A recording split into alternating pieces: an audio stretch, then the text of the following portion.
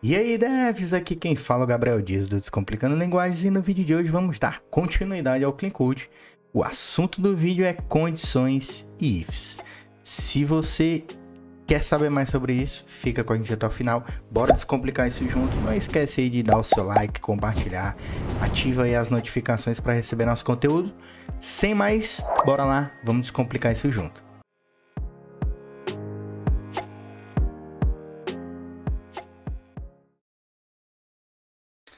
Então bora lá.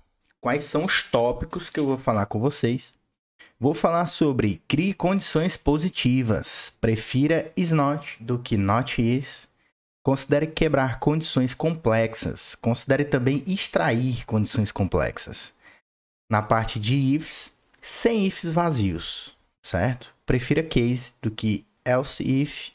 E mantenha o alinhamento simples, que é o alinhamento de ifs, certo? Que é quando você coloca um if dentro do outro, beleza?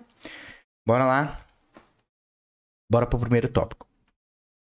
Crie condições positivas. O que eu quero dizer com isso? Como está aí o primeiro exemplo, se, has entries e o ABAP true. O que eu quero dizer? Eu quero dizer que quando você faz a condição, tenta sempre trazer para o lado positivo da condition. Porque quando você começa a fazer o negativo, começa a te confundir. Confunde muito a leitura. Entendeu? Como tá dizendo aí, para essa comparação, vê como é difícil de entender ela se invertendo. Porque, ó, has no entries, ou seja, não tem entradas ABAP false.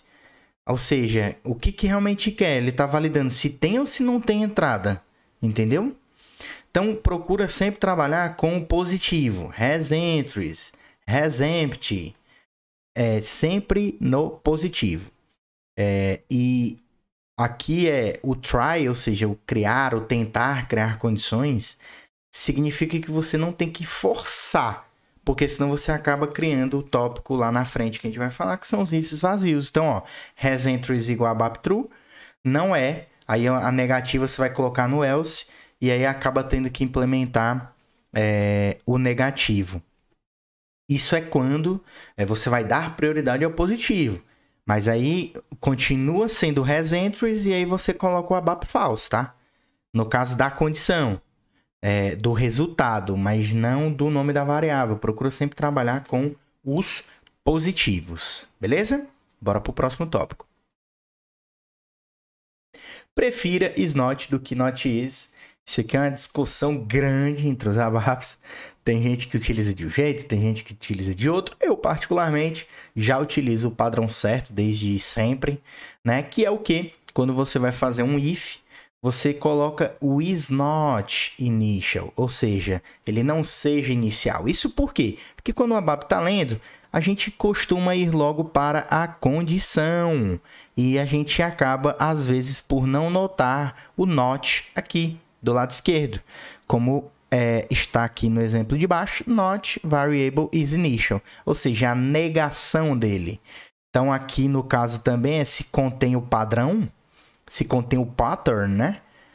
Que é o to do asterisco, e aqui é o not pattern, então é a negação do CP. Então procura sempre utilizar a negação, ao invés de ser not variable igual a 42, você utiliza o diferente de 42. Sempre utilize a negação.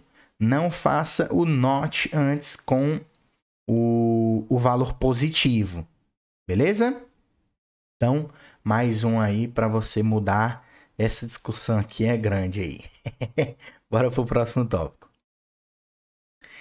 Considere quebrar condições complexas. O que a gente quer dizer com isso? Vou dar um exemplo aqui do anti-pattern, né? Aqui.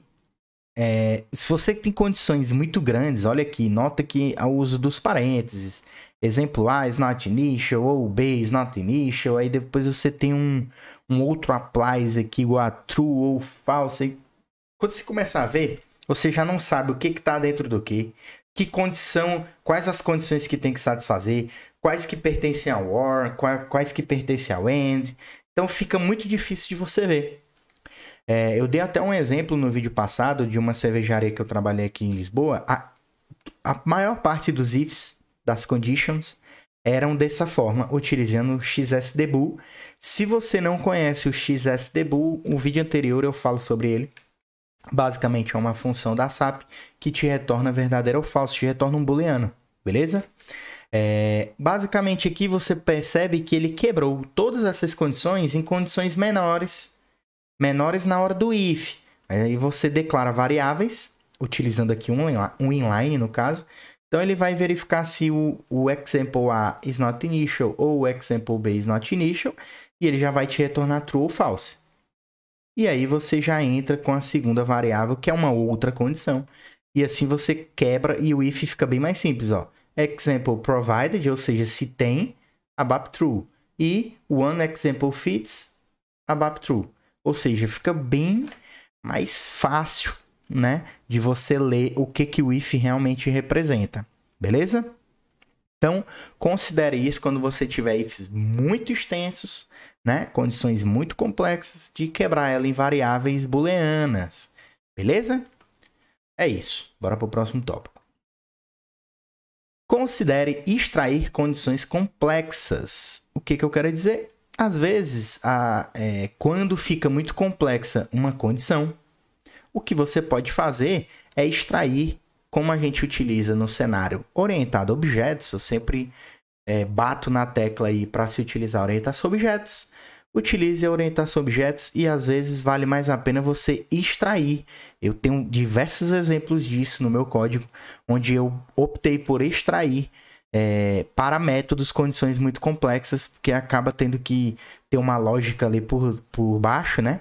E eu crio um método chamado aí, nesse exemplo, não é o exemplo que eu crio, né?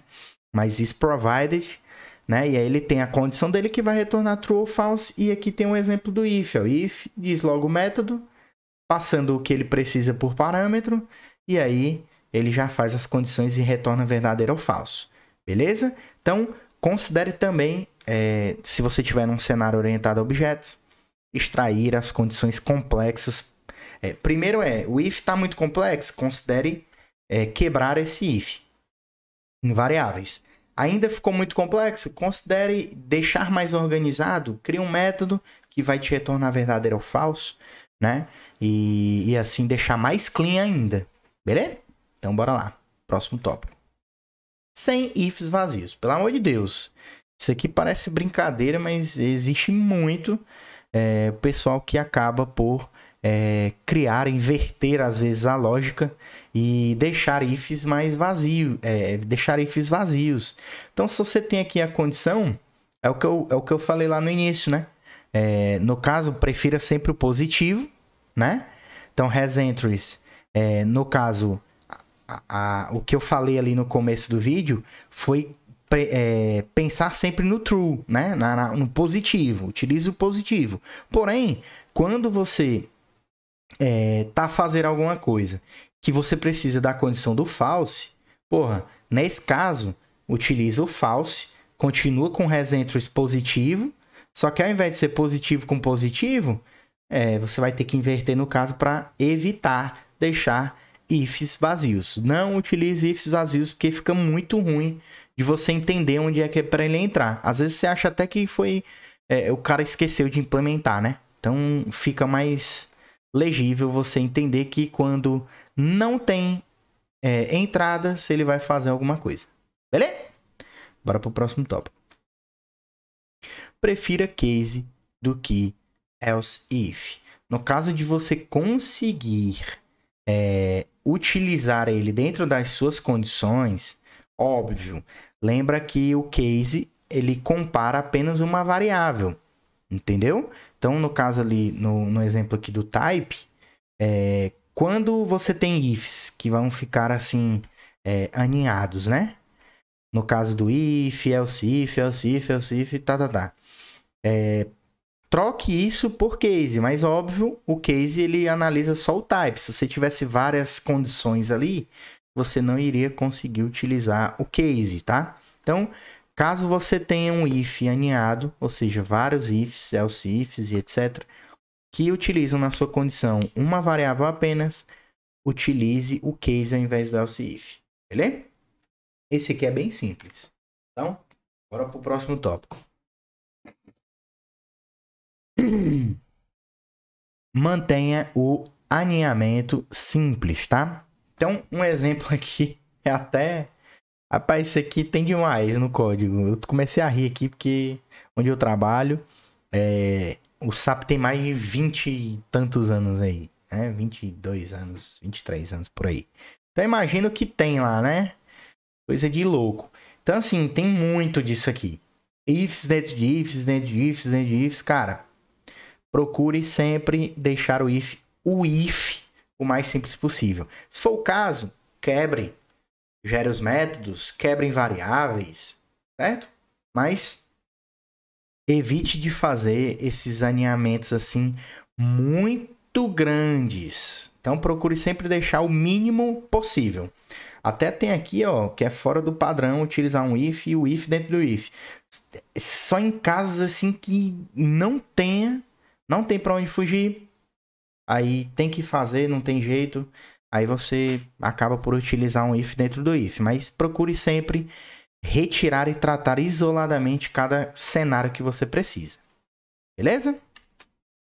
Ficamos por aqui.